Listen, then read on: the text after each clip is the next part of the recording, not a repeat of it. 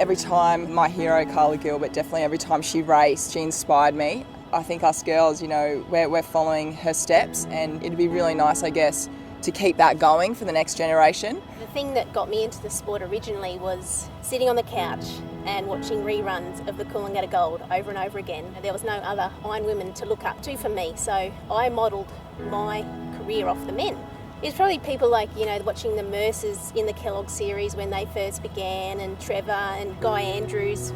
I took a lot from the guys. I really did take a lot from the guys and built my career on watching them.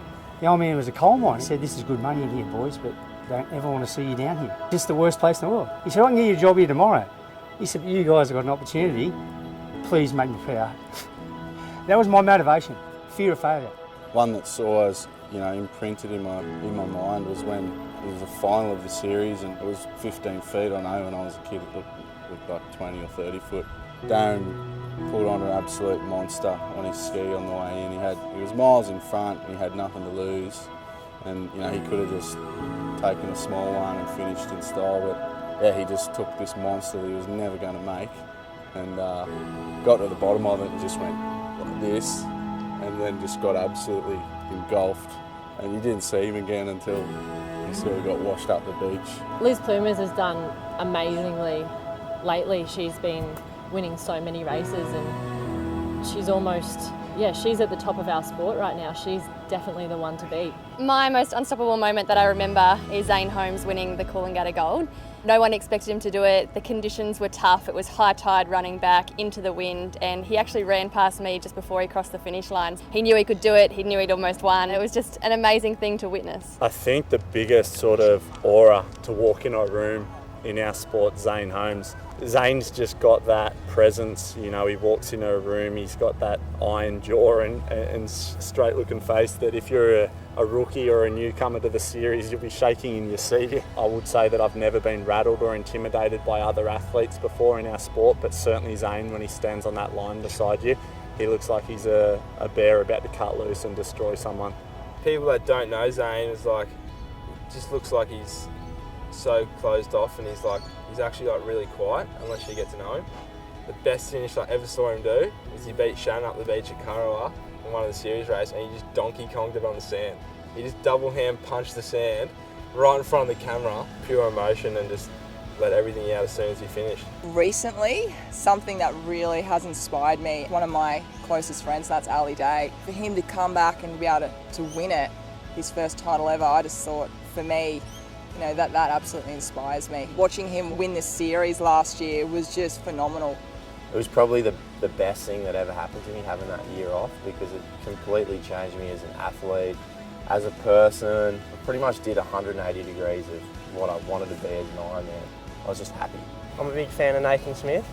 I remember seeing him and Crystal win the Open Ironman and woman. That was pretty special. In my eyes, my opinion, without doubt, Shannon's the greatest athlete of all time in our sport. He's unrivaled. For what he's done over his career span, over every discipline, every format, he's unbeatable, he's unstoppable.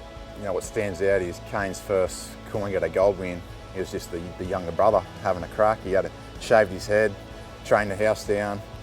No one expected him to win, and you could just see it in his eyes and in his physique and how much he wanted it, and that sort of carried the next 10 years. It was a pretty sort of special one just because within 30 minutes we both won an Australian title. It was a 19 for me. It was just, I just knew, 2 races in a row and his sons win 2 Ironmans in a row. It's pretty good. The controversial finish with Shannon at Newcastle, it literally felt like time was standing still and we were out in front going hammer and tong the whole race together side by side, and as we came up that final chute it was crazy. I don't know what happened. I always say to myself, one person is going to win this race, may as well be me.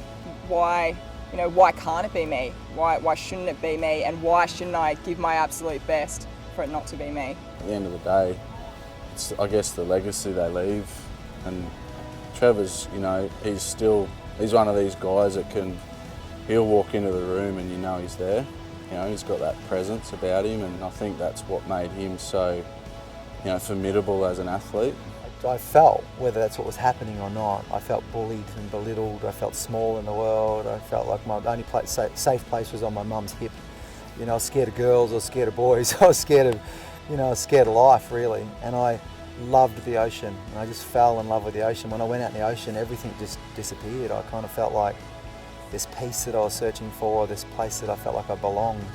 At some point, a switch flipped, and I just wanted to win. And I went from winning nothing to the next race I won after, you know, a pre-season of training. I won that and then started winning more than anybody for a long period of time. For me, you know, that aura just, you know, keeps getting bigger and bigger and bigger when you keep doing little things like winning board rescues at, you know, his age and things like that. So for me, yeah, Trevor's got the biggest aura. I love and respect and idolise Shannon for what he's been able to do. He's a completely different Ironman to the rest of us. There's other, you know, amazing Ironmen that have come before and since, and probably still to come. But in my eyes, Trevor's the greatest.